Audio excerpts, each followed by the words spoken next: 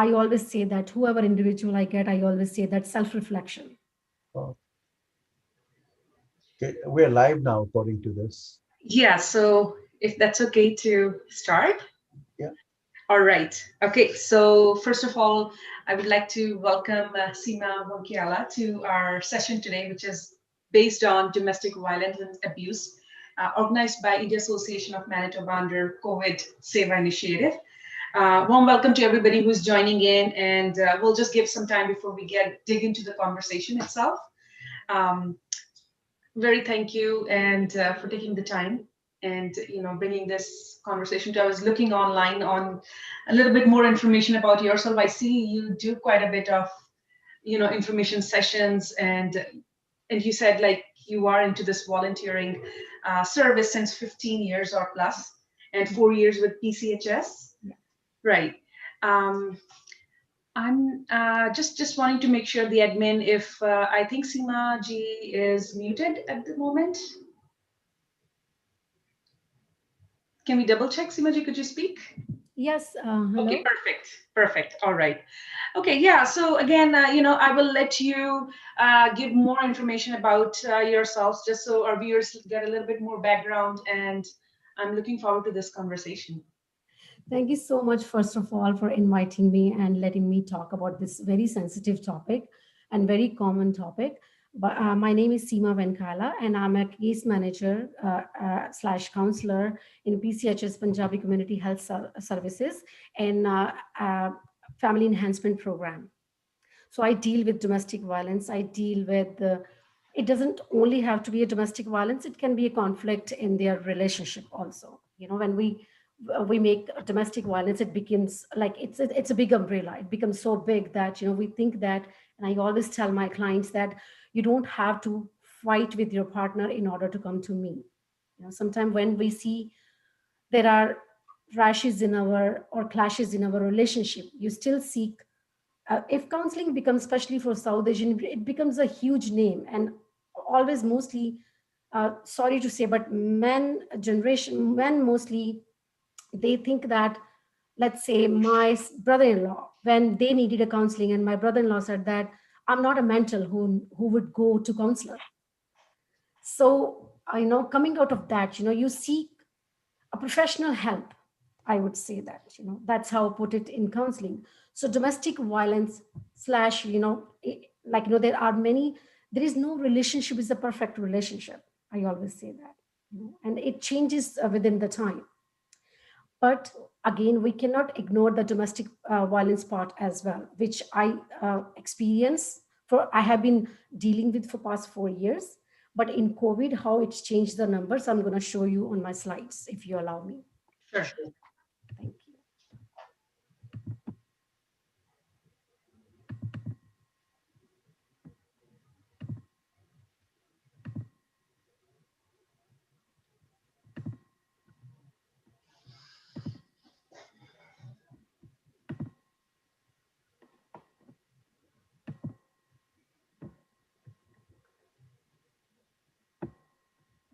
First, for our PCHS, PCHS is a non-for-profit charitable organization who is established there for 30 years. PCHS provides services in 4 areas: health, settlement, social, and supportive services. In health, we have a mental health and addiction. Settlement, it's a newcomer connection or other settlement services. We have crisis support worker for youth and adults.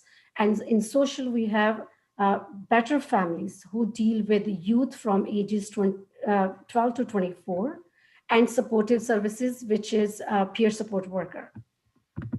Today, our focus will be on experiences of South Asian women.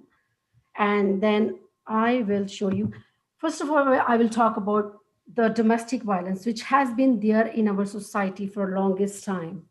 And it is kind of a blemish of our society. We have been talking about it, but we still either experience ourselves or we see people around us, our family members, our friends, or our colleagues. But COVID has made another benchmark for domestic violence, I would say. in Toronto, there used to be 4,000 calls monthly for domestic violence. But during COVID, it has gone from March to September, it's a 55,000 calls. Wow. Wow. Whoa. And among that, 11,630 calls were not dropped or did not connect. And if and this data, when you're saying sharing the numbers, are the ones that you at PCHS received, or this is like overall data? Overall, but PCH is like I normally used to have 5 to 6 clients, like I would make 5 to 6 clients a month or 10 calls a month. You'd say that, including external referrals, internal referrals. I was receiving 10 to 15 calls a day. And imagine I'm the only one there who deals in this area. So it was so hard. But the other thing I want to mention this, that the first couple of days, first 3 weeks, and which I discussed with my CEO, Mr. Baldev Mutta, that first 3 weeks, the calls were made by men. I see. It was less women, more men. So that was very surprising. How we were discussing that COVID has changed the entire society, the entire world. Because everything was closed, people were home and they didn't know where to go. And I think some men, those who don't want to be physically abusive, they didn't know how to resolve their conflict, which was existed for longest time, because it was easy to avoid because both partners were working in different shifts. So now one partner was home, so it was very hard to handle. They didn't know how to handle it. And the amount of women, the domestic violence raised, almost I had more than 30 to 35 clients running. And every day I still get 10 to 15 calls every single day. And people who have been married for 30 years or newly married, it doesn't matter. Many new immigrants who have been here for like 5-6 months. And their main problem was, which I understand and I deal with, that their violence either by their husband or the family members. See how we South Asian, we live in a joint family. So how women go through, especially South Asian women, go through this, not only violence by husband, but the family members. And and mostly, especially now during COVID, which I noticed that their most conflict was during their extended family, like mother-in-laws or their other family members were living in their house, because the provocation was there. And those I would say that those couples who said that they never thought that they will ever call police, and they still did it. They blame COVID, but I don't blame COVID, because I always say that it was existed there. COVID just brought it up. Right. The issue was there, but the COVID just brought it up. Yeah, earlier we could walk out of it, but now we are there facing each other and spending more time. So it just kind of opens up more conflicts, more argumentation. Yeah, so definitely. And then it was very sad situation that, imagine if a family is living in a basement in a very small area where everybody's fighting, and imagine how children were going through, witnessing every single thing, where they could avoid, like they probably would be in school earlier when parents were fighting, or they hardly see their parents together. So those things brought it up. So when they say that, oh, COVID made it worse, and I say that no, it was already always there. It's our probably habit. So put it aside, everything put it aside. The problem we don't want to resolve. We don't want resolution for our conflict, or running away from our problems. That problems is existed there, but we are like, no, it's not there. Or I can easily avoid my partner because I will make a double shift at work. So those came on surface easily. So I would just want to dig into it more for our listeners and who are here to, identify some of those symptoms, some of those triggers, and, look forward how they can work through it. So if you can, just educate and provide that awareness to people who are still not able to figure it out. Is this right, what I'm facing? Or, so what are the symptoms that you early on identify when somebody is calling you? Probably, maybe, what are the actual questions that you ask that uh, somebody could ask themselves? That is it what I'm in? See, the first of all, our society need to know what domestic violence is. Sure. We think that if my partner is beating me up, that is only a violence. Mm-hmm. No, we don't even know. Our women still don't know, or our individual, as an individual of the society, we don't know what violence is. So No. can you maybe explain to us? I would be interested in knowing that aspect of what is domestic violence. That's one thing, and if we are getting to know it and appreciate it, right?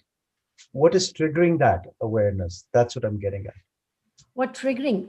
So what Triggering. is domestic? How do they see domestic violence? Like, how do you define it?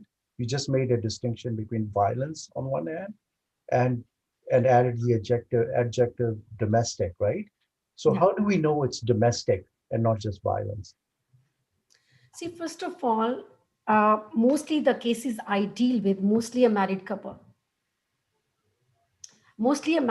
and they don't even know that. Let's say the recent cases I mostly have it that newly married couple, either they were married for whatever they're not by choice or by choice, they had no clue they are getting into a marriage or a relationship, what that is. I will give you an example that I have one case. A 26-year-old girl got married back home last year, came here in January or February. They had, she thought that it was a great relationship, but when she came here, husband had who knows what sort of mental health issues or whatnot. She said that he would beat me every single night, but would pat me after that and put me in sleep. But one day he broke her hand. He was that angry. So she called the police, and when police, it was arrest warrants were there and restraining orders were there. But she's calling me third day and crying that she wants her husband back. And I was like, why do you want him back?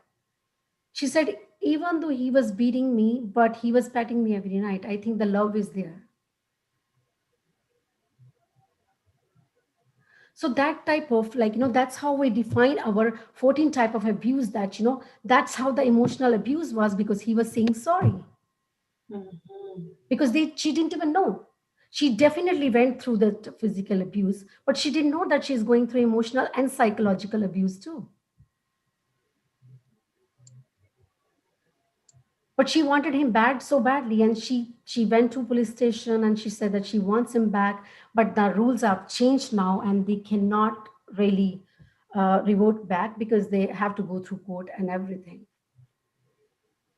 And many of us, like, another example of sexual abuse is that one of the clients, she didn't even know what sexual abuse was. She's like, he's my husband, it's his right. She was bleeding badly, and then her neighbor or landlord saw that she was bleeding badly, but she thought that it was very normal, and she was very much new to the country, probably married for 3 years or so, didn't know that. And that's how the abuse goes on and on. Like financial abuse means, when we see that financial abuse, when we say that, oh, probably people don't know because they are not, women are not self independent or self dependent or not working or anything. But I have seen people who have a great career, and when I asked that, when she was scared that, I don't want to move from my relationship, and when I asked, she said that I'm like, the house is on your name. She's like, I don't know because I don't have my credit cards with me. Mhm. because he does everything for me. And I don't even know if whether I have a joint account or not. So, I mean, I don't know where, like, we're not saying that people who are not less educated, but people who are working, they have great career. And another example of ritual and spiritual abuse was that my own family friend went through the 20 years of marriage, and then husband was, uh, she was forced by a husband or partner that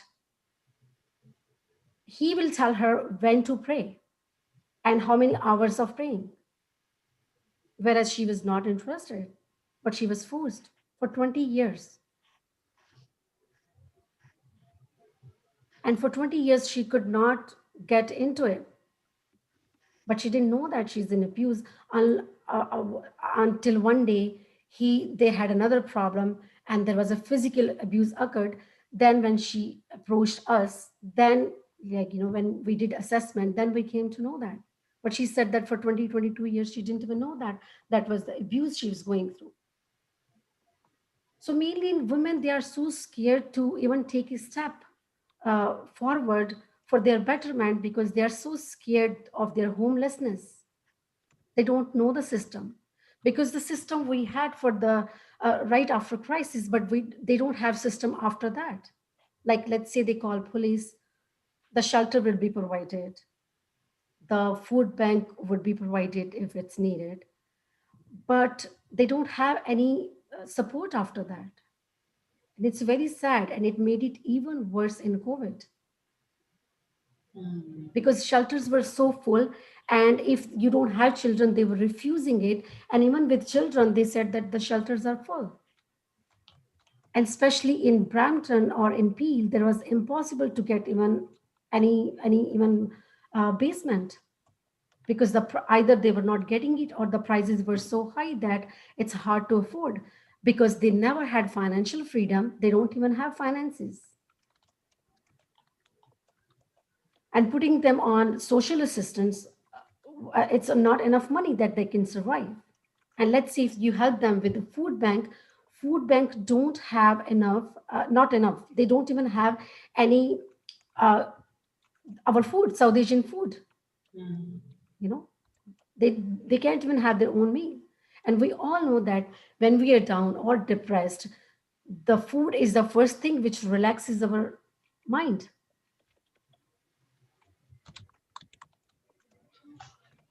And the next is silence abuse. People who don't even know that, because since I would say that in marriage or in our society, we are not trained to again face the conflicts. We don't know how to resolve the conflict. And Seema we, ji, sorry to interrupt you. If you're sharing any PowerPoint presentation, we are not seeing it. If there's anything going on right now, or if you, yes, I yeah, think I was sharing it. no, sorry, I just realized that you may be sharing something, but it's Oh, not on our screens. Yeah, that's okay. hold on. I thought I was sharing it.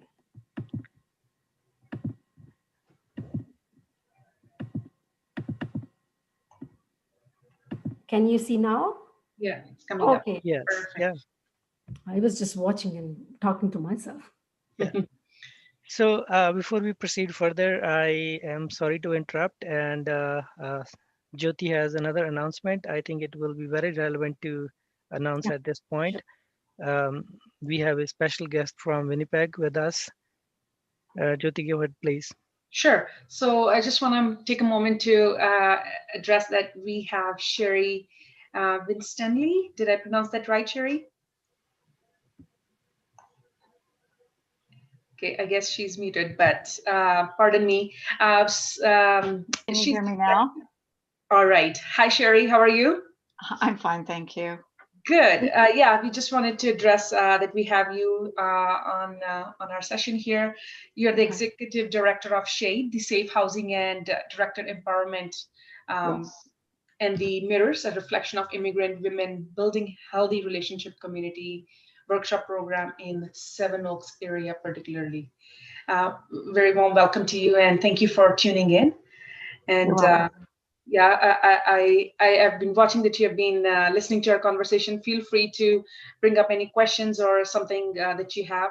I guess the chat room is open to everyone, and people can follow through it.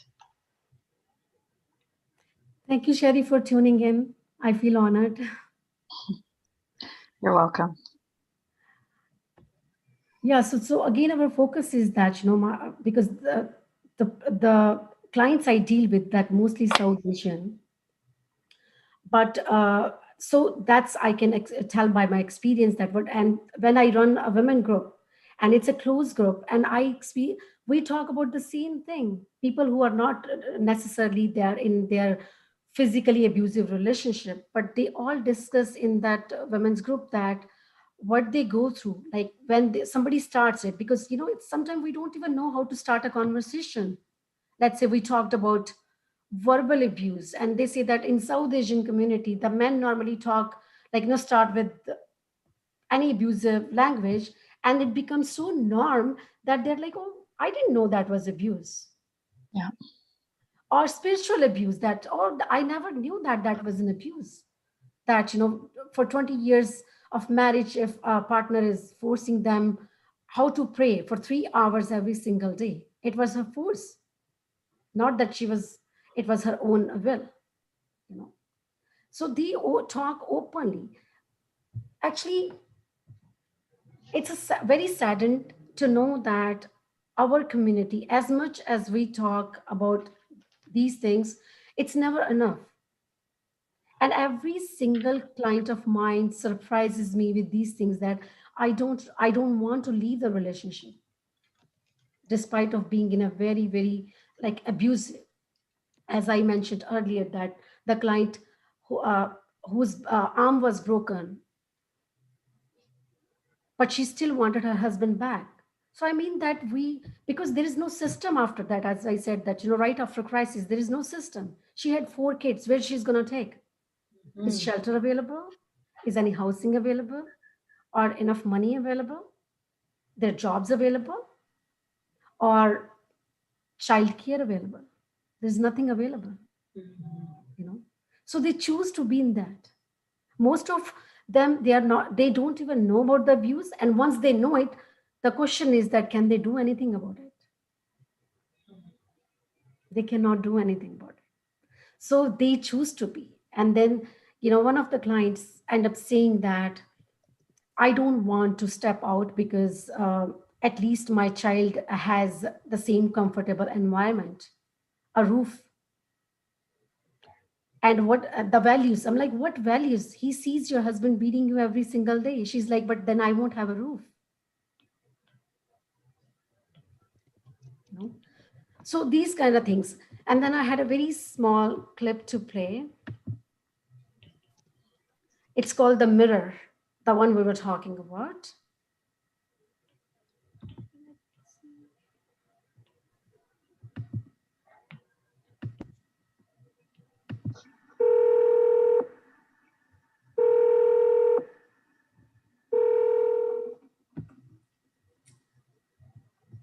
You ready?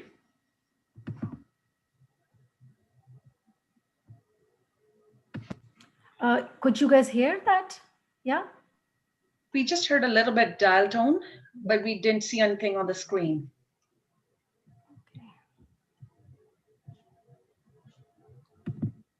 Yep. And for the rest of my life, I don't want to be with anyone but you. What are you doing? Until death do you part. I do. Well, maybe I wouldn't have to worry about other guys looking at you if you didn't dress like a whore. I just don't know what I would do. Can you? I understand it's an audio only, Seemaji, or is it a video as well? There is a video as well. Yeah, it just popped up, I think. Yeah. There's a tiny second. Can you see now? No. No. I think, Seemaji, you need to move the screen with the other video, so then it will be showing. Minimize the screen and the other one is going to be open. Yeah.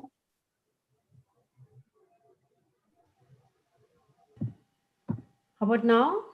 No.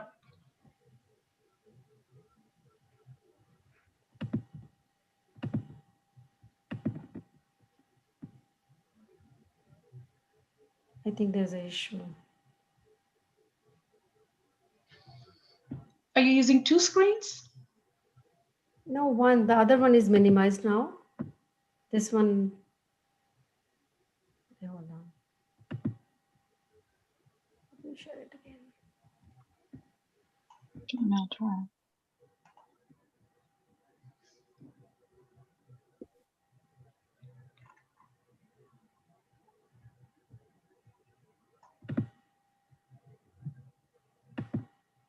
Can you see now?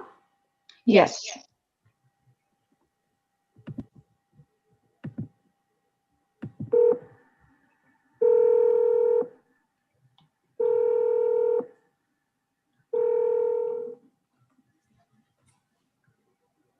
You ready? Yep. And for the rest of my life, I don't want to be with anyone but you. What are you doing? Until death do you part. I do. Well, maybe I wouldn't have to worry about other guys looking at you if you didn't dress like a whore. I just don't know what I would do if you were with anyone but me. Where you been? What I'm talking to you, hear me? I didn't want to do that. You just don't listen. Who's that? Hey, sure you're okay? I'm fine. Who's gonna take you in but me? You will never see your son again.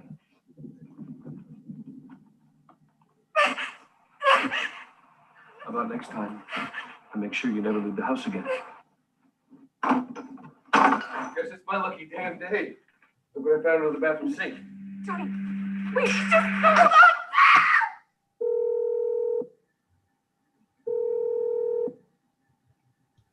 YWCA hotline. How can I help you? Every day, 24,000 women are abused by someone they love. Just one phone call can help put a stop to it. Now you guys can understand. That's what happened. And I think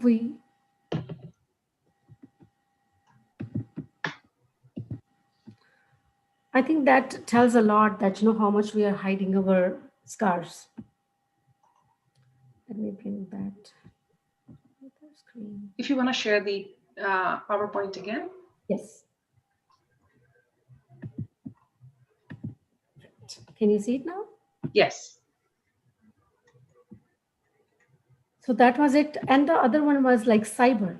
So the few clients I get it that how that emotional abuse is there or emotional manipulation is there, that when a partner asks for their intimate pictures or videos and how it's manipulated later on by manipulating them emotionally or psychologically, that if you don't follow what I say or you don't give me the control, so I'm going to put your pictures online.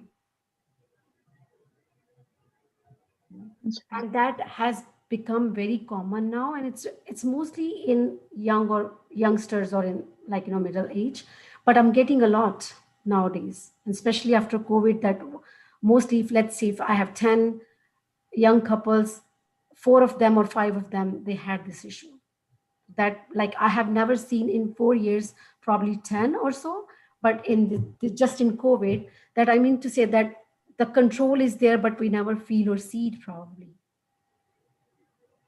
And the other thing I want to talk about that, how the myth is that a person who has addiction to alcohol or drugs is violent. It's not necessarily that, if somebody's into drug or drinking alcohol is violent. Some people are very quiet. And some people who don't even drink anything are violent. And then they might not use that physical one, but other 13 abuses are there.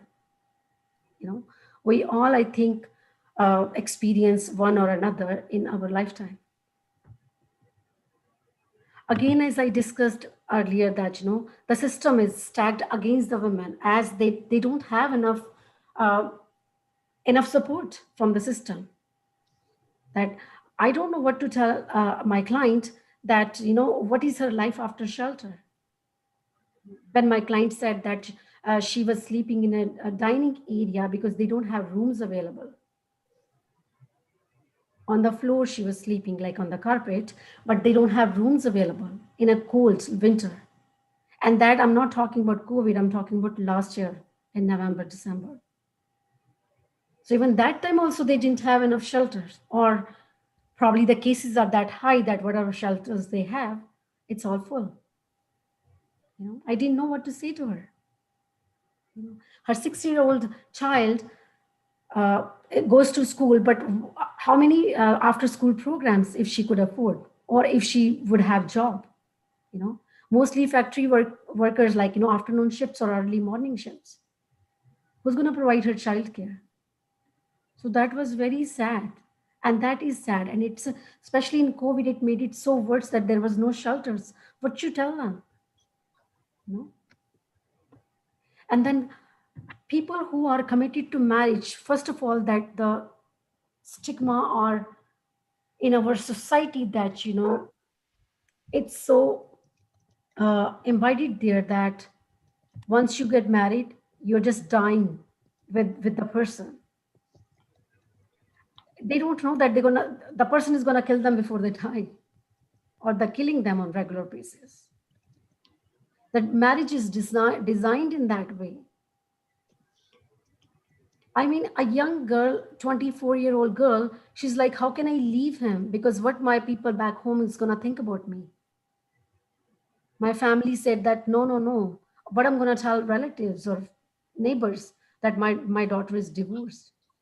It's so unfortunate. I mean, she had a career, very well qualified, optimistic, but having this type of, like, you know, the mindset when you don't even have support system from our own family,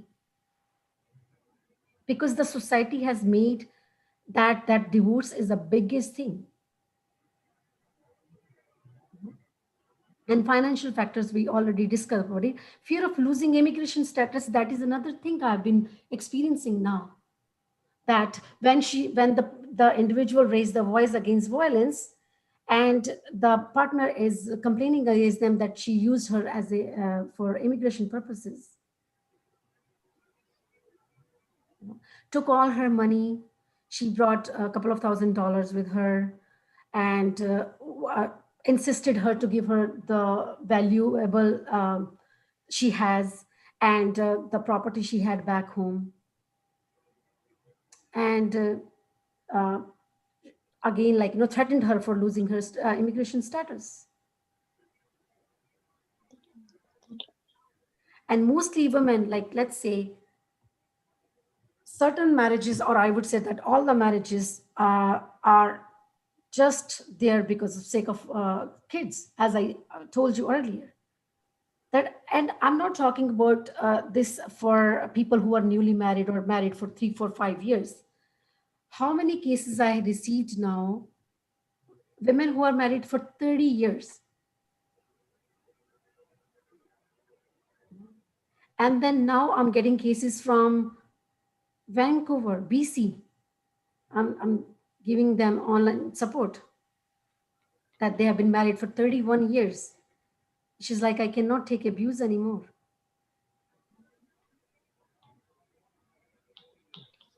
One child is married, but she's still not ready to step out of the relationship. And I'm not saying that stepping out of the relationship is a solution, but staying in the abusive relationship is also not a solution. We need to define again, as Mr. Sharma asked, that what abuse is.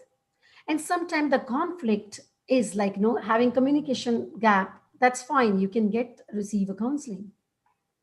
And many marriages we can save by just having marriage counseling, but the person willing to change. What we are trying is that trying to change others, not ourselves. As when I conduct sessions with Mr. Mutta for marriage counseling, and mostly husband says that tell her she need to change. You know, what you say about it? Because there is nothing more than that she needs to change herself. And then again, the partner wants the other partner to compromise for every single thing. So it means that the marriage has become a compromise only. And as I say, that pressure from family comes, reconcile or go back to him. You know, you made a mistake, go back to him. Don't do that. Or you spent 30 years with him, 20 years with him. Why you wanna separate now? Your life is gone. Or you tolerate it for that many years. That's okay. He's not as bad as you think. So what if he beats you? He doesn't beat you every day. And verbal abuse, yeah, all men do that. What a big deal if the verbal abuse is there. We are going to start a men's group probably in December, and it's called Why Are Good Men Silent? That will be self-learning modules, which will help men for self-learning. That is not a PAR program, but it's a PAR compatible program. We already have a women's group running every last Sunday of the month from 1 o'clock to 3 o'clock. It was suspended for COVID, but it started again because many women, because when they were coming to women's group, when we were in an office, because it was a closed group and they cannot tell their abusers that where they are going for those 2-3 hours. So it was very hard for them to attend from home, but now things are kind of settling up and they are approaching us and they are ready to receive the sessions. So it's starting from 30th of November from 1 o'clock to 3 o'clock. And men group is going to start in December. It's not PAR program again, it's a PAR compatible program. We do have pre-crisis awareness, PCHS TV on IPTV box in Punjabi section. It's called PCHS. And there is a program for women's awareness, women's issue we have discussed. And I took a lead. I am a host of the show. It's called Purple Tales. Very inspiring and have brought up women's issues and other like, you know, information sessions also, not only violence, but let's say their physical issues or their mental issues or parenting issues. So Purple Tales, it's available. Few of the episodes are available on YouTube as well, but mostly it's on our Facebook page, PCHS Facebook page. It is available over there. It's called Purple Tales. We do have Intergen. Intergen comes, Purple Tales come every Monday from 1 o'clock to 1 to 2 in the afternoon and then 9 to 10 in the evening, Toronto time. And Intergen is every Wednesday, but we do have recorded too, but Intergen is live. And we do have a connection program where it's a different discussion from the community connection program.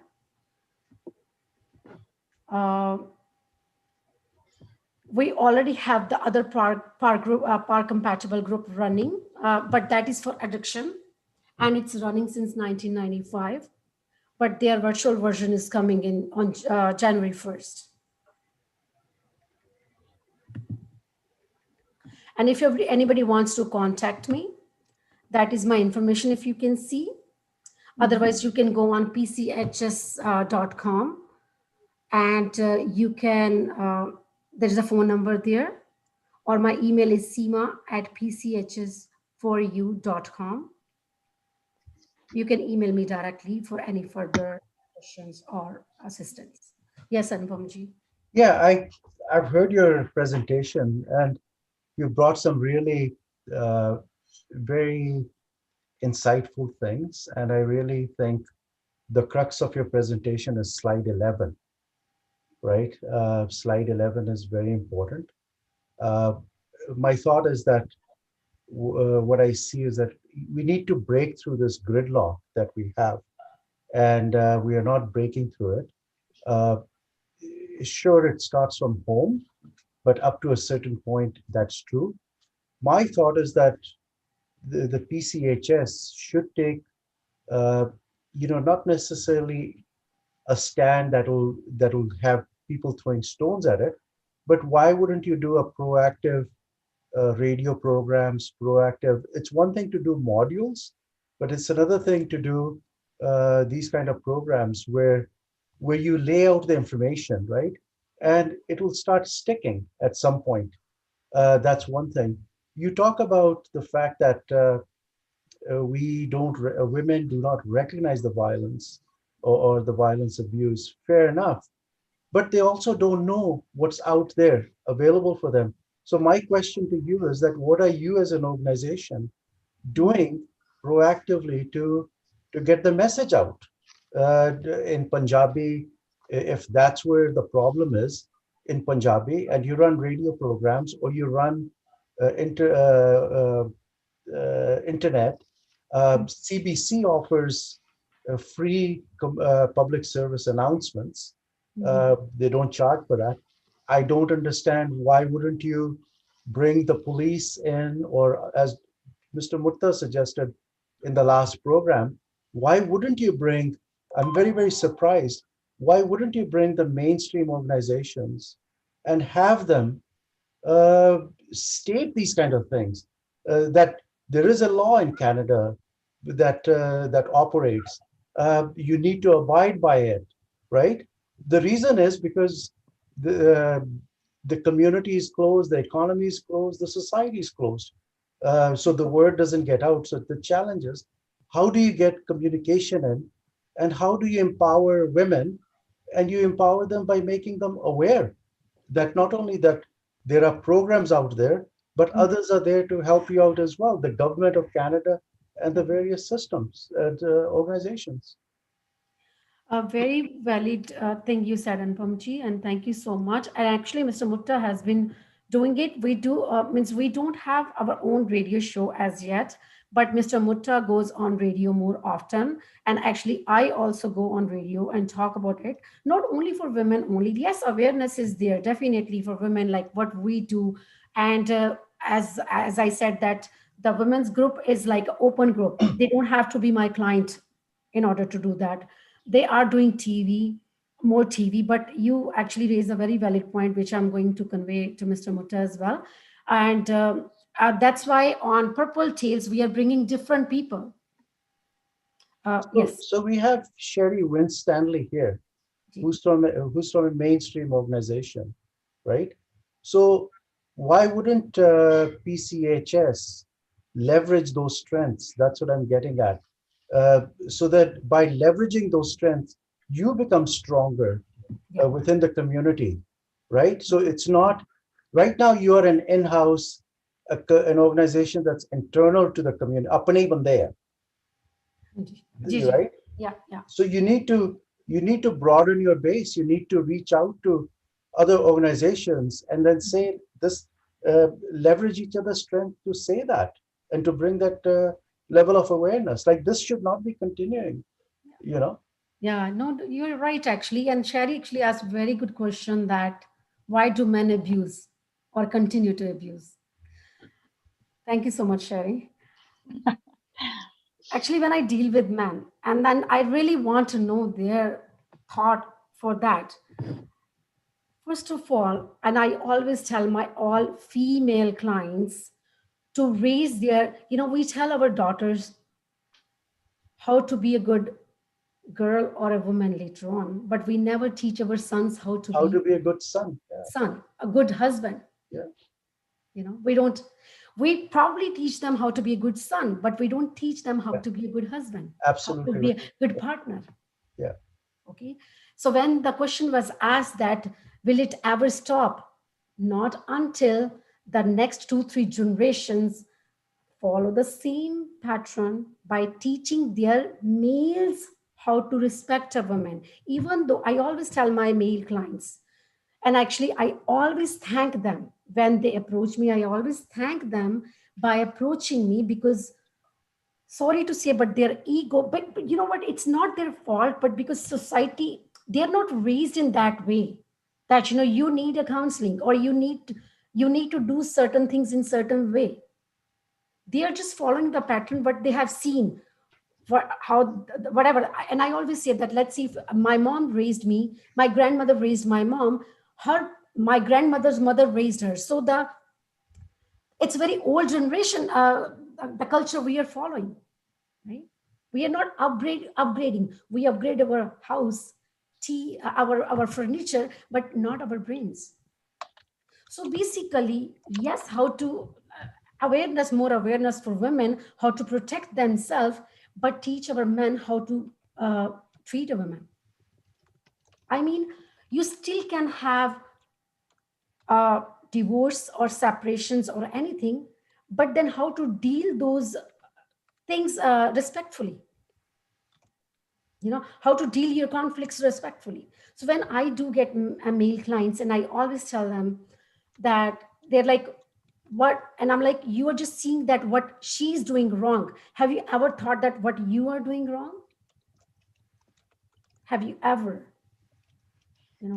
Or she doesn't ask my mom this and that. She's everything but your wife.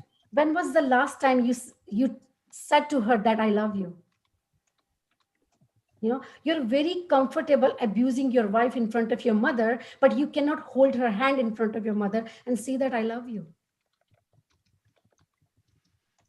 If your expression of love is hidden, why your other expression of anger is out in front of your family? Everything has to be intimate. If your love is beside in the closed doors, your this expression also be in closed doors. She's good wife, she's good mother, daughter-in-law or not, but is she a good wife? Why can't you guys discuss in closed doors or go out? When was the last time you took her out for dinner? Or she's a daughter-in-law, she's a mother, and she has other responsibilities, but wife. Oh, we are too, she's a wife now. So when was the last time you made her realize that she's important for you? If you can manipulate her by emotional abuse, by saying other things, you can easily insert this thing that, how much I love you. And let's discuss. One thing will happen, that your children will only learn love and conflict resolution. We only learn conflict resolution at work only. How about at home? And that is specifically in South Asian men, because it's again not their fault. They are never taught how to face a conflict.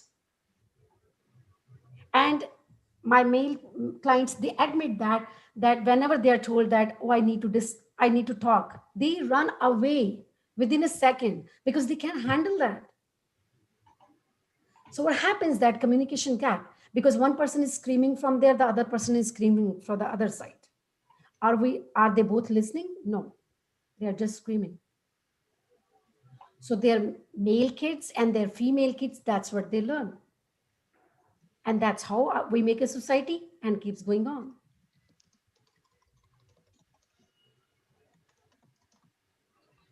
Seema, how much the structure of our community has to do with this, like the arranged marriages and all that?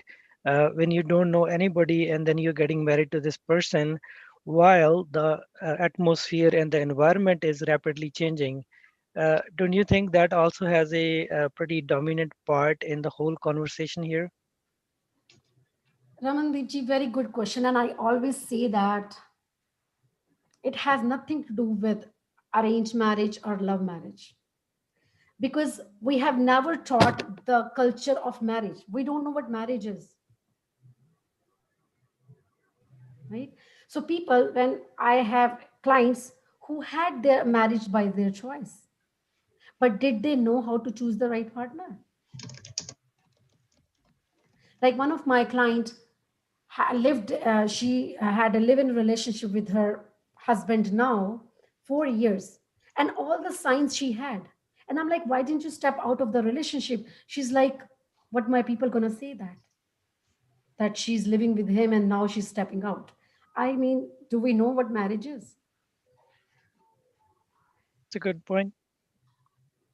Right?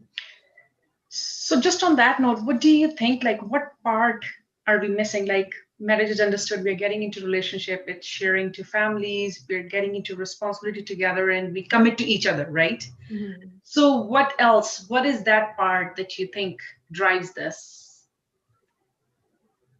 Do we understand ourselves first? We don't even know ourselves first. Yeah, that's a good point. That's true. I think we need to look at this is not an easy issue. It's very, very complicated, very, very complex. So there are many levels to this issue, right? One is the individual, the other is the family, and the third part is the community aspect of things. My sense, and I'm thinking this through right now as I hear, I think that our community organizations need to be outward looking, form alliances with mainstream organizations, mainstream law enforcement agencies, and that is how change is going to come through. Right now, what is happening is, yeah, Punjabi Community Health Services is a good agency, but it's an agency in its little pond. What it needs to do, it needs to have a broad perspective. It needs to reach out to the mainstream organizations, the social agencies, the law enforcement agencies, have a proactive approach. Do not go in reactive mode. We know that the issue is public education and awareness. That's one aspect of it. The other thing is we need to have a strong threat against the men or women who are abusive. Yeah. And that's where the police comes in. Yeah. And that's where the legal and law enforcement agencies come in, right? So I think you guys are, I mean, I shouldn't say that, but you are more a social agency. You need to be an advocacy agency. And an advocacy agency has to take into account both the social aspects of things and also the law enforcement aspect of things. And why aren't you using the government agencies? If you've got data, Yeah. why is the police not being told of that data? Yeah, sure. I think Mr. Mutta is trying his best. Yeah, He's no, I working understand. It's day very and easy for me night. to I make think, those comments, but yeah. I'm just giving you observations from No, that's outside. very good observation actually. And you're right, that amount of clients we get. I mean, look at that, the amount of calls I receive, and I'm the only Yeah. one in my department. 55,000, you said. 55,000 in all together in Ontario. And Yeah. imagine that I used to get 8 to 10 clients in a month, whereas I was getting 10 calls a day. And, you know, being in that same services, you know that I have to document everything. Yeah. So I was spending all night documenting to get ready for the next day. Yeah. You made one point you made during your presentation, and I would like to know that. So you said that men are also phoning abusive relationships, Yeah. right? Can you explain that aspect? The women part, I get it. Yeah. Now, what is the men aspect where men are feeling abused? Because that's a turn of tables. Actually, I wanted you to ask me this because I was dying to answer that. And because my radio show is mostly like, you know, the whole world is doing to change women's, Yeah. like, to empower and this and Yeah. that. But what is there to help men understand where they are wrong? What is wrong? So again, I said that self-reflection. They were never told ever in the house that they are wrong, or they were taught their rights, but they were not taught their responsibilities, especially towards wife. Another thing is that the main thing, you have a wife or not everybody is married, or you know, but the conflict, as I said, that's the main thing. Why they were calling? Because they didn't know how to face the problem. Can I? Again, I say that, I'm sorry, but again, I say that you tell a man that I need to talk to you, means I tell my husband, not within a second, he runs away, he disappears from the house. See, can I suggest something? Like, Sure. I think if you tell someone you're bad, it's not going to work. They're going to get defensive, right? Yep. My suggestion is Mhm. for PCHS, you've got all the data, Mhm. to have a roundtable, bring mainstream organizations, law enforcement agencies, and so forth sit down and say, we have this problem, how should we solve it?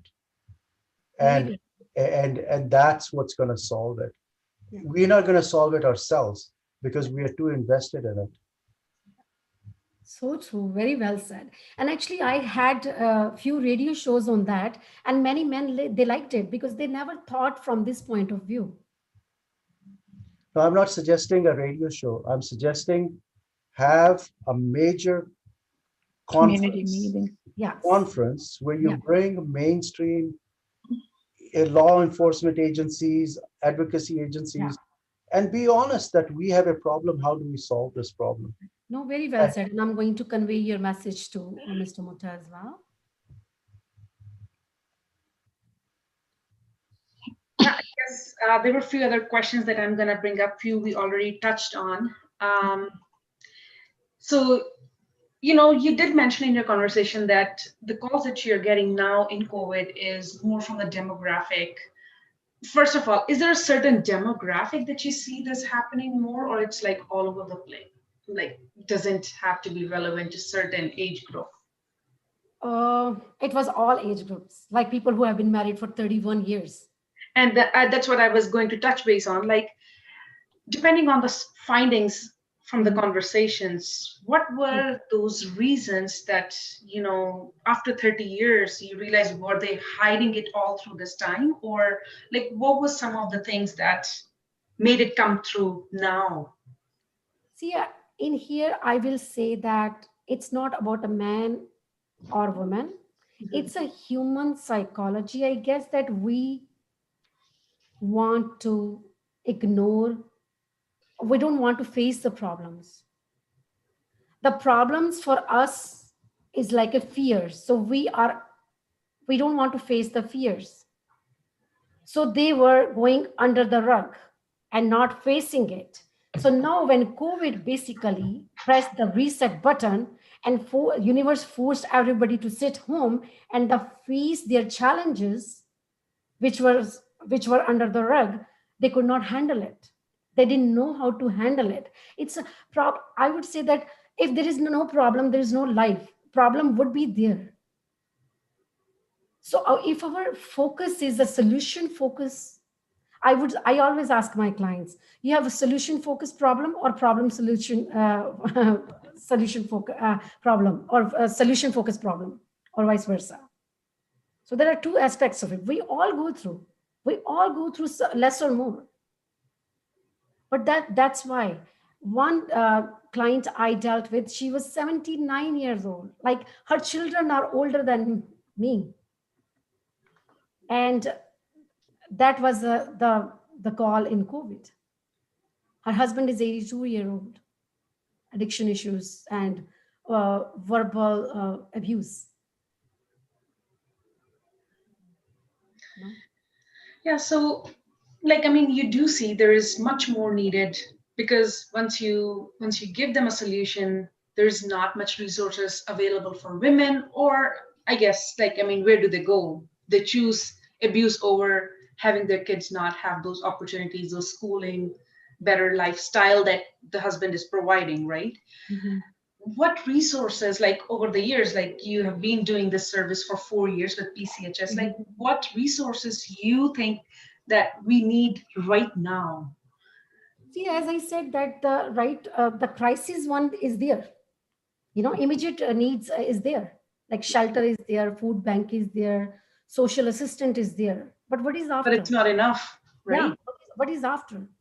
Like social assistance is not enough.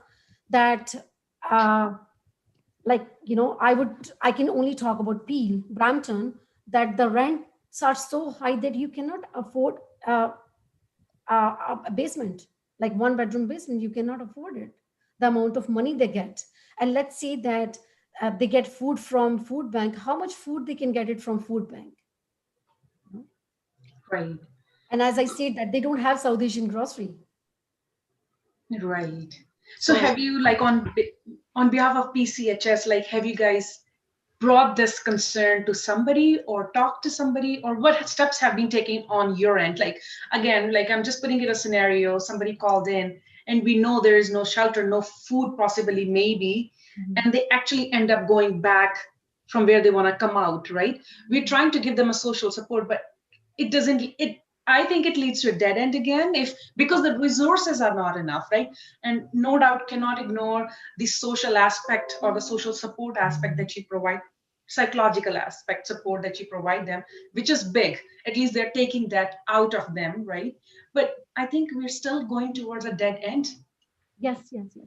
Definitely, we need more services, though, even though we do have one very small step towards that is for seniors, though, not for the other people, that we have Langar on Wheel, that we cook for almost 45 people, seniors, every single day, for, I think 6 times a week now. They Right. cook and then home deliver them. Right. That we have, they are actually collaborating with the other agencies, those like sicknet or other where their groceries are available, but it's not enough. Yeah, because I don't know if you have heard about Maslow's hierarchy. Yeah. First is food, water, shelter. If Yeah. that's not satisfied, and when there's kids involved, I would go back there.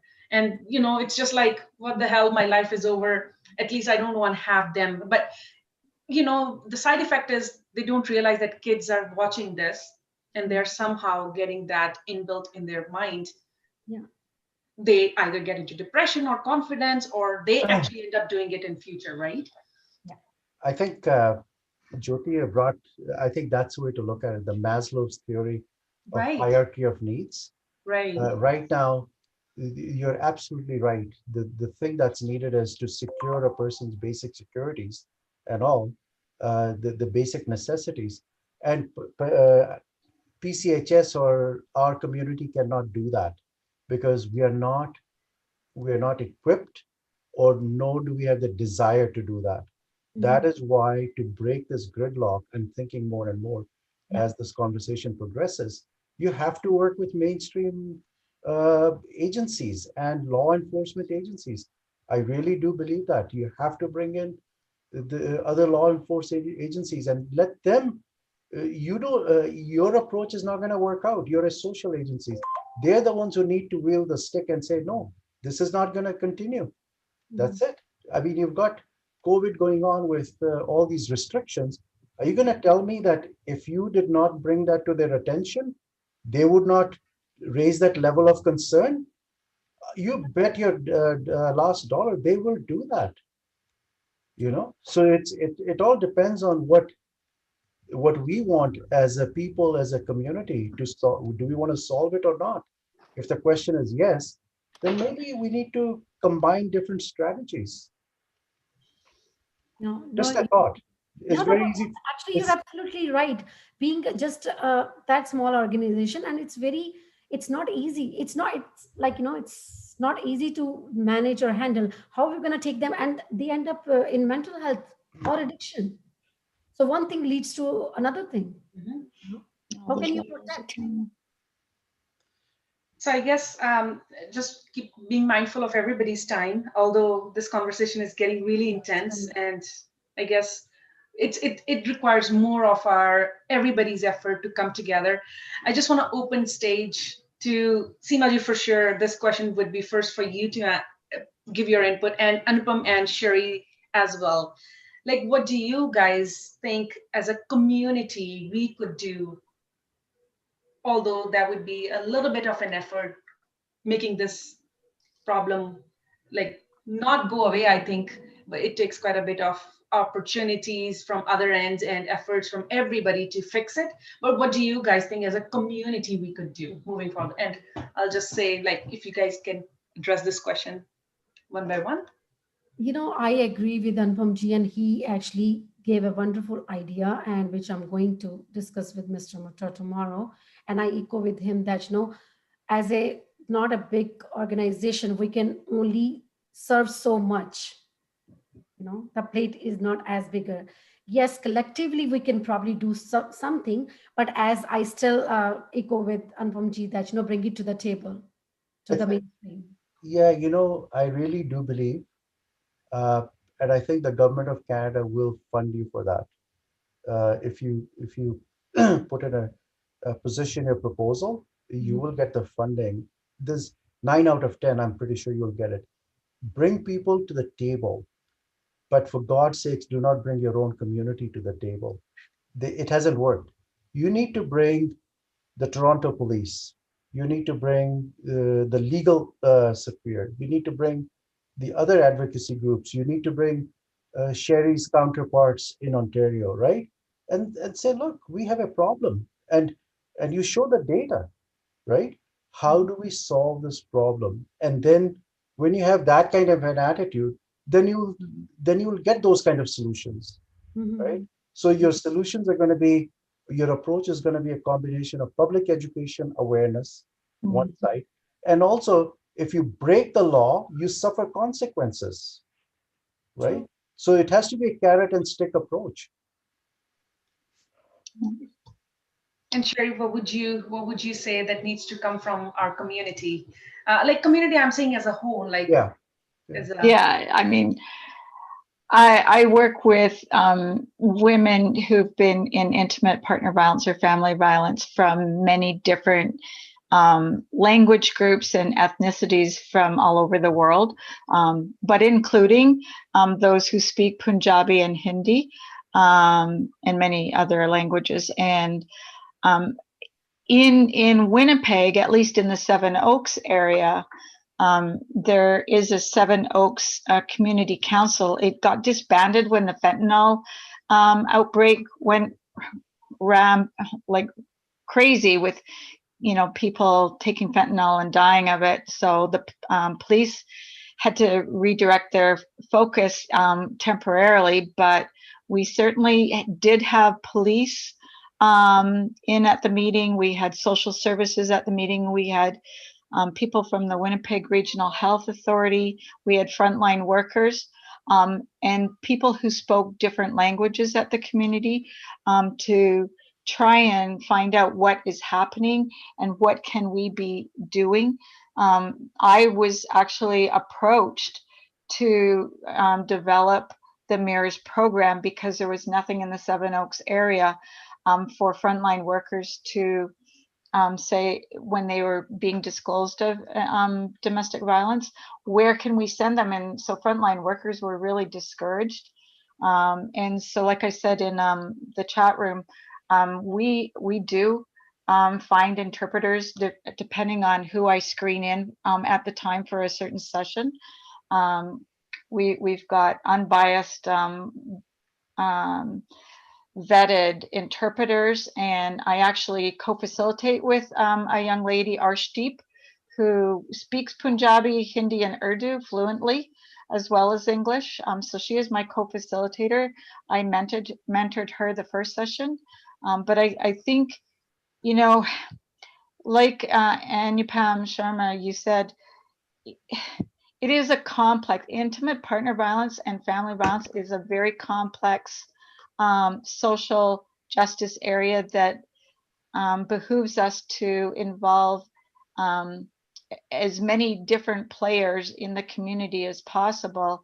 I think everyone's voice is valid, and I think that it's not about pointing fingers, it's about how can we join together to prevent in the first place domestic violence, and how can we respond in a way that is going to be culturally sensitive to get the notice of perpetrators. It's not about pointing the finger at people, it's about bringing them alongside and saying, what's going on in your life, because a lot of times perpetrators are learning the behavior because they themselves have been the victims of abuse within the home. And so I said, like, what are their values? And then so that they can see it's not us, power over saying, oh, this is how you have to change. It's them saying, well, I've identified this as a value, but I just don't know how to get where I want to be. And really giving them their dignity back and working with perpetrators of abuse to say, we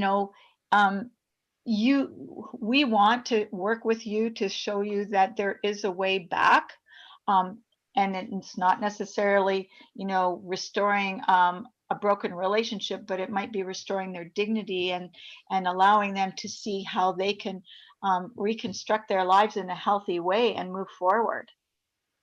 So there's just so much that can be done, and I think there's not enough resources that are out there yet for men who are primarily the perpetrators of abuse. And I'm not saying that there aren't women who are, because there certainly are.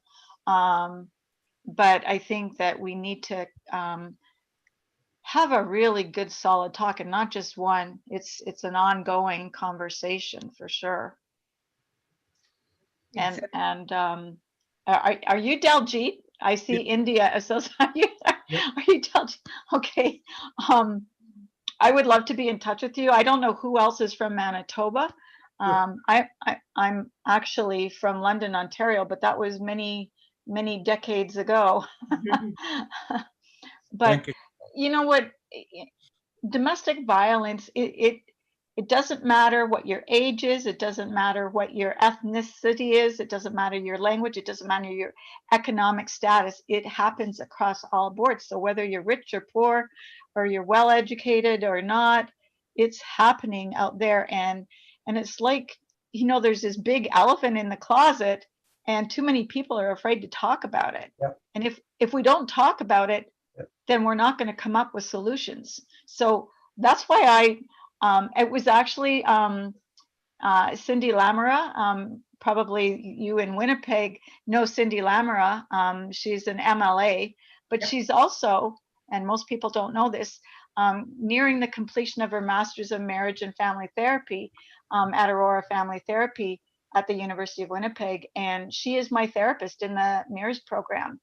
And so she's the one that alerted me to what was happening tonight. And I said, oh my goodness, I didn't know. Like, this is fantastic. I'm so eager to be a part of this and find out who in the East Indian community is talking about this, because I didn't know.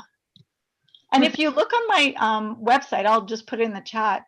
If you look on my website and you go under who's on my board, you'll see that I've got somebody from the East Indian community on my board of directors. Awesome. So, thank you for having me join you. Same here. It's good to hear the perspective from your end, and also Anupamji and Seemaji share their experiences. I really thank everybody for joining in, and it's been a very good conversation. And I'm sure we need to have more of these moving forward, because we have not received a solution yet. And I think it's something that we need to keep on working and keep on improving on. It take a while. Yeah, but we need to work on making this a Absolutely. better place, And right? Seemaji, you guys working really hard. That's kudos to you. Thank Because the government agencies are in one place, but you are doing other than that. That's really great. Good job. Actually, I don't have any day. Means, you know, I work Saturday, Sunday too, because Mr. Mutta is like so dedicated and ambitious, and I work with him. So we have no Sunday or no Monday. Like, you know, we take clients whenever they need us. So That's great. Thank you so much. Perfect. Before we end this conversation, Seemaji, if you could again share your contact info. I think if we have, or maybe even, yeah, I think once we note it down, I'll put in the chat here, so that if somebody want to take a note of it, they can. Or you can post it actually in the chat as well. So I did got your phone number. Direct line is 416-450-3170. Is it? correct. And you posted your email as well, which is Seema, SEEMA @pchs4.com. Thank you so much, actually. And I'd love to come again whenever you guys call me. And thank you so much, Anupamji, for such a great advice. Shari, thank you so much. Thank you, Diljiti. And thank you very much, Jyoti. And all of you guys who joined. Thanks a lot. And have a great evening. Thank you. We look forward to see everybody next session. And we'll post the details on our Facebook page at India Association of Manitoba. And hopefully we can, you know, again, join in and have these meaningful conversations. Thanks Great. a lot. Thank you.